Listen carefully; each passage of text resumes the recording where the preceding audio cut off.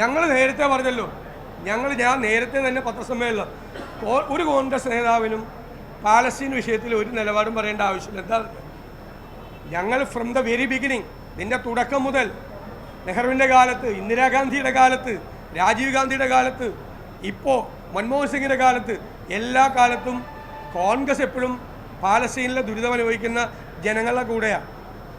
മുഖ്യമന്ത്രി പണ്ട് EMS എടുത്ത മാതിരി ഒരു പരിപാടി എടുത്ത, പണ്ട് EMS ജില്ലാ കൗൺസിൽ ഇലക്ഷനിലൊരു പരിപാടി ചെയ്തു സദ്ദാമിൻ്റെ, അതുപോലെ ഒന്ന് ഇട്ടുനോക്കിയതാണ്. ഇസ്രായേൽ ഇറാനെ ആക്രമിച്ച വിഷയം നിലമ്പൂരിൽ എന്തായാലും അതല്ല ചർച്ച. അത് നമുക്ക് വേറെ തരത്തിൽ അല്ല അദ്ദേഹം ഹി വാസ് എ ഡിപ്ലോമാറ്റ്. അദ്ദേഹം വിദേശകാര്യ വിദഗ്ധനാണ്. അദ്ദേഹം അതിനെക്കുറിച്ച് പറയണം.